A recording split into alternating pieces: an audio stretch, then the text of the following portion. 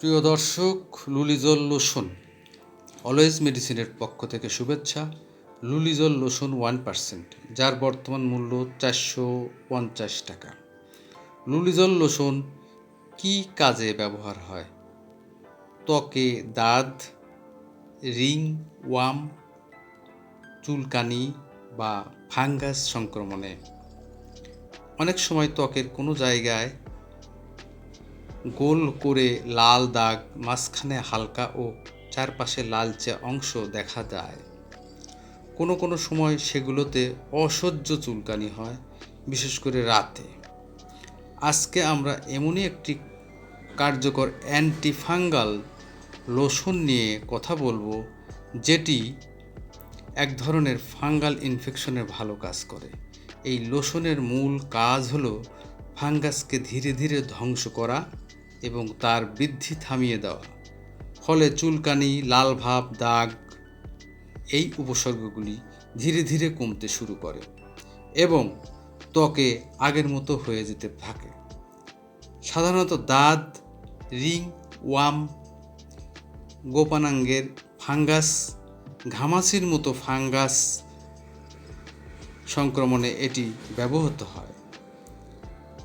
এর বড় সুবিধা হলো এটি ত্বকের উপর খুব দ্রুত ছড়িয়ে পড়ে এবং স্কিনে ভালোভাবে ঢুকে কাজ করে।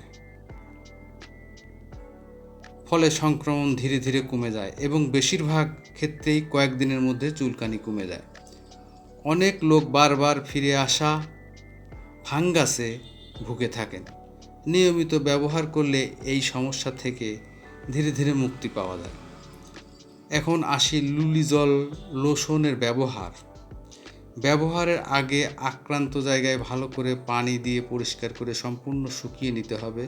তারপর লোশনটি পাতলা করে দাগের উপর এবং দাগের চারপাশে 1 ইঞ্চি পরিমাণ জায়গায় লাগাতে হবে, কারণ শুধু দাগের উপর লাগালে ছত্রাক চারপাশে লুকিয়ে থাকতে পারে।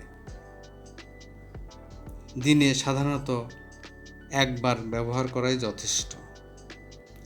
বয়স্কদের জন্য একবার ব্যবহার করা যায়। বেশিরভাগ ক্ষেত্রে 2 সপ্তাহ পর্যন্ত ব্যবহার করলে উপকার দেখা যায়।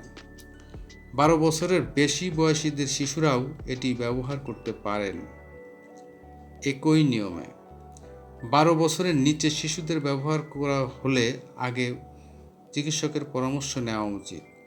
চুলকানি বা দাগ কমে গেলেই শুধু ওষুধ বন্ধ করা যাবে না, কারণ ভেতরে ফাঙ্গাস তখনও থাকতে পারে।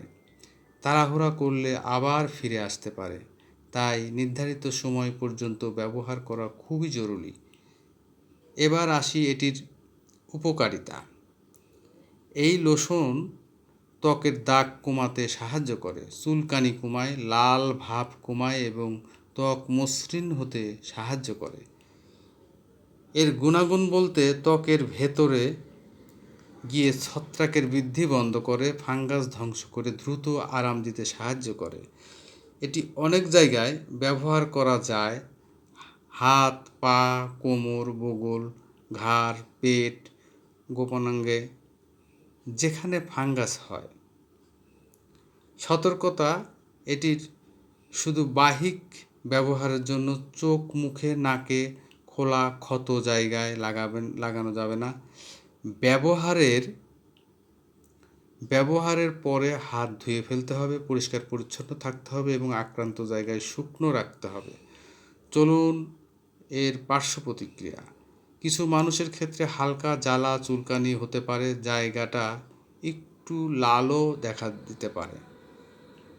অনেকেই ভুল করেন, 2-3 দিন ব্যবহার করে দেখেন যে চুলকানি নেই, তাই আর লাগান না, কিন্তু ভেতরে ফাঙ্গাস তখনও থাকে। ফলে কিছুদিন পর আবার দেখা দেয়।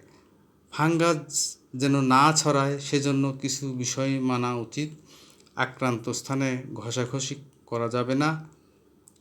প্রিয় দর্শক, সর্বশেষে ত্বকের ফাঙ্গাস বা দাঁত সাধারণত একটি সমস্যা, কিন্তু অবহেলা করলে দীর্ঘমেয়াদী হয়ে যেতে পারে। স্কিনে দাগ, কালো ভাব, শুষ্ক ভাব থেকে যেতে পারে। তাই শুরুতেই সঠিক চিকিৎসা নেওয়া জরুরি।